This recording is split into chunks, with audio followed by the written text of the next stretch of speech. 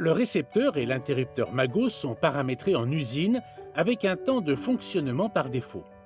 Pour avoir un feedback précis de la position des dispositifs, qu'il s'agisse de volets roulants, de store ou de screen, nous devons mémoriser dans l'appli les temps réels de montée et de descente de chacun d'eux. Voyons comment paramétrer correctement ces temps de fonctionnement. Attention, seul le smartphone de l'utilisateur administrateur peut effectuer cette opération. Choisissons par exemple un volet roulant. Assurons-nous que le volet roulant est complètement fermé.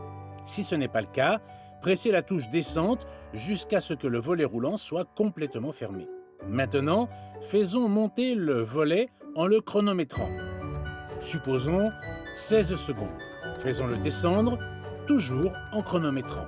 Généralement, la descente est un peu plus rapide. Supposons 15 secondes. À présent, paramétrons les temps corrects. Pour cela, nous utilisons le symbole rond en haut à droite de l'écran et sélectionnez « Modifier ». Sélectionnez « Avancer ». Les paramètres s'affichent en quelques secondes. Nous visualisons tous les paramètres avancés de Mago, dont le temps de montée et le temps de descente, tous deux exprimés en secondes. Modifions les deux valeurs grâce à ce widget en insérant les temps réels. Pressons « Appliquer ». De la même manière, nous modifions le temps de descente et enregistrons ces modifications. Exécutons maintenant une montée complète pour vérifier que l'ouverture totale du volet roulant est synchronisée avec l'information 100% de l'appli.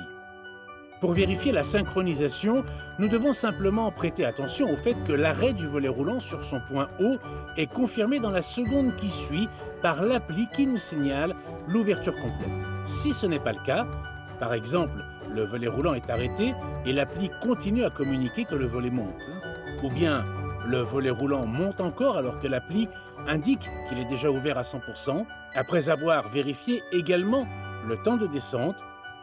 Si les temps de fonctionnement préalablement saisis ne sont pas optimaux, nous devons donc répéter la procédure décrite en les ajustant correctement.